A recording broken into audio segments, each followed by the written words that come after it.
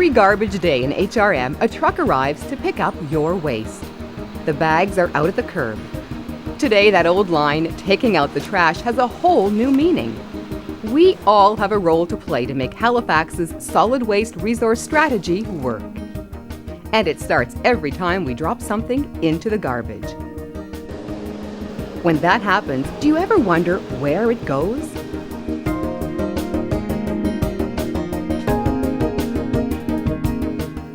Before the truck even arrives, the sorting begins. Things like styrofoam are definitely garbage.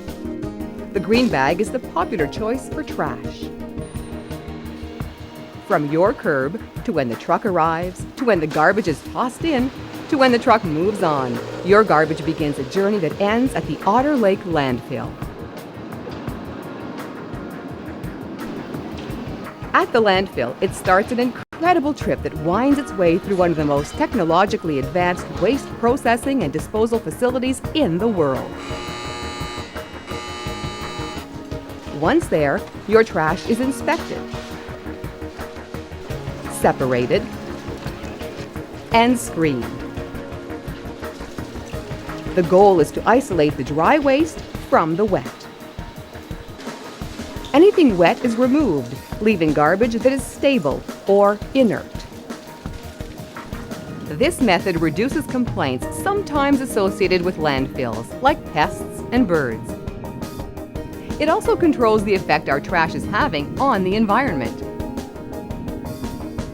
The Otter Lake site is owned by HRM and is more than 200 acres, about the size of 66 soccer fields. It's located 10 minutes from downtown Halifax in the Timberley area. It was opened in 1999 and operates 6 days a week, 24 hours a day. About 100 people work here. The first stop for all garbage is at the scale house. Trucks stop here and are weighed before proceeding to the tipping or receiving floor. This is the first stage of the front-end processor, or FEP. At this stage, the garbage is inspected. Loaders move across the floor, ripping garbage bags open. Workers look for large items and remove them right away. They keep an eye on finding anything that is hazardous to machinery or workers down the line. At this stage, bulky items like mattresses and couches are also removed. We'll catch up with those later.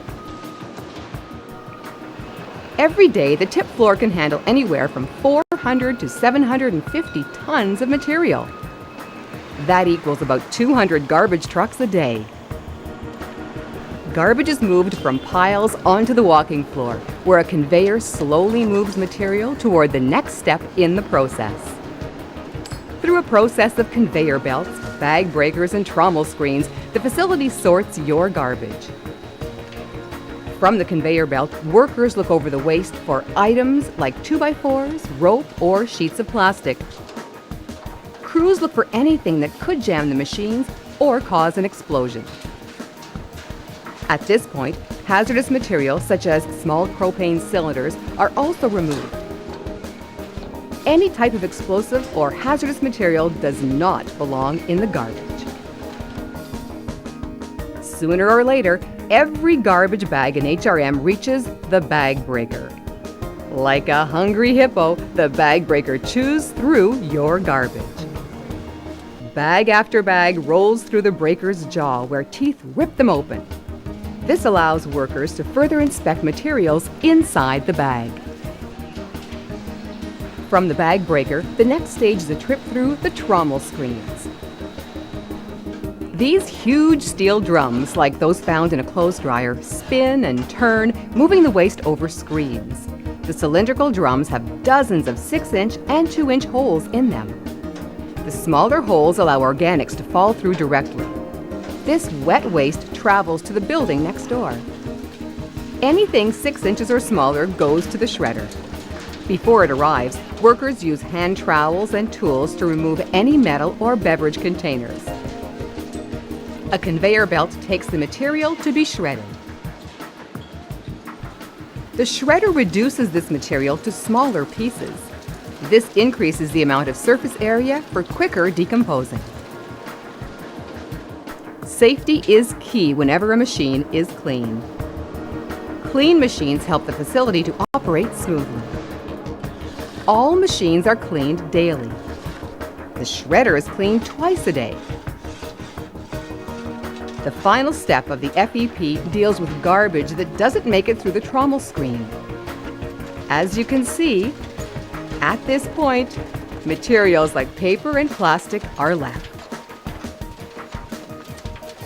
Workers pull recyclable items off the conveyor and drop them into bunkers. From there, they're baled for recycling markets.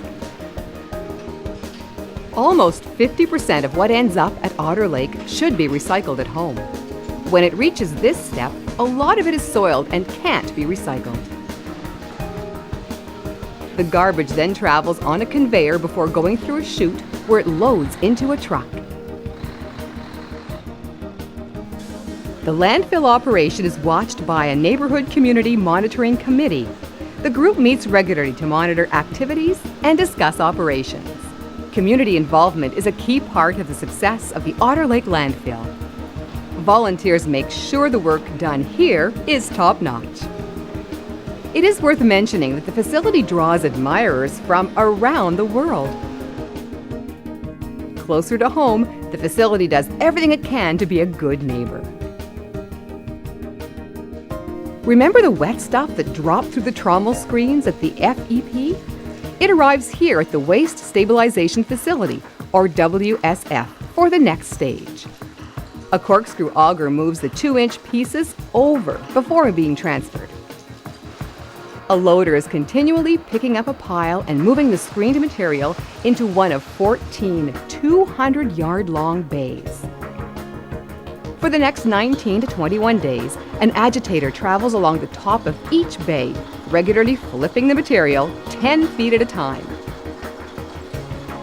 This speeds up the decomposing process and stabilizes any wet waste that enters the landfill. Each of the bays is equipped with railroad tracks for the agitator to travel along.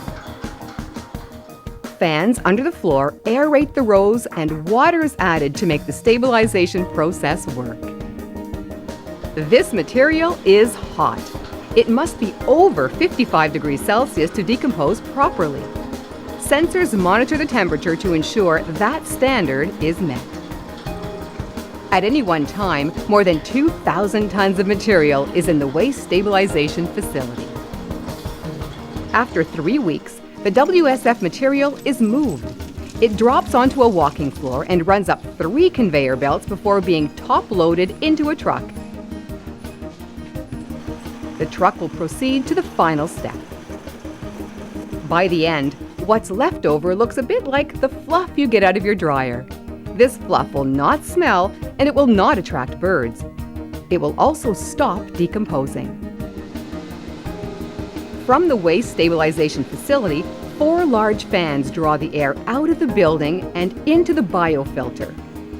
The biofilter is located right next to the waste stabilization facility. A network of pipes takes the air out of the WSF and blows it through the bark mulch. A special bacteria feeds on the bark mulch to absorb any odors. This is a natural process that ensures Otter Lake is the best neighbor it can be. Any water collected from the biofilter is also treated.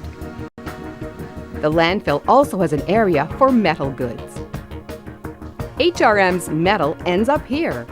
Metals from the tip floor are stored on site until the scrap metal dealer comes by to collect it for recycling. The old washing machine or stove that you put curbside is picked out on the tipping floor and sent directly here for recycling. In all, about 2,500 tons a year is separated for metal recycling. The residual disposal facility is the actual landfill part of Otter Lake. It's the place that most often comes to mind when people think of a typical or old-fashioned garbage landfill. But, as you've seen, the Otter Lake way of processing waste is anything but old school. Right now, 9 cells make up Otter Lake's residual disposal facility. Today's waste is filling cell number 5. the cell will take 3 to 4 years to fill. Trucks carrying the fluff-like waste go all day long. A compactor bulldozer flattens the waste to conserve space and to get the most out of the cell. Those bulky materials from the front-end processor we saw earlier also go into the landfill cell. During the day, waste is covered by a shredded wood mix from construction and demolition sites. This step anchors the waste and keeps it from blowing around. Each cell requires systems for leachate and methane gas collection, as well as 2 high-density plastic liners. These measures are all part of provincial government requirements that ensure the landfill follows strict measures to protect the environment. Sedimentation ponds have also been constructed to collect surface water that runs off. Moisture from rainfall produces leachate. That liquid is collected through pipes and stored in tanks on site before being trucked to a wastewater treatment facility off-site. Landfills produce greenhouse gases like methane. A system collects the methane and then flares it off. This reduces odors and cuts the methane to carbon dioxide, a less harmful greenhouse gas. Otter Lake's waste is stable, so a lower amount of methane gas is produced. Having this type of organic-free landfill means very few birds ever visit Otter Lake. Otter Lake's 9 cells are expected to last about 25 years, taking us to 2024.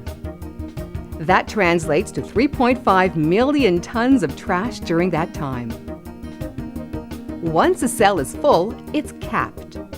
Each cell contains from 380,000 to 480,000 tons of material. A cell fills up every 3 to 4 years. It costs $21 million to cap a cell and build a new one. The enormous cost of each cell means the less waste we produce, the less money we spend. Because the faster we fill them, the faster we have to build them. The old idea of a garbage dump is a long way from what goes on at Otter Lake. But to stay a world leader in protecting the environment, all this work is definitely not a waste of time.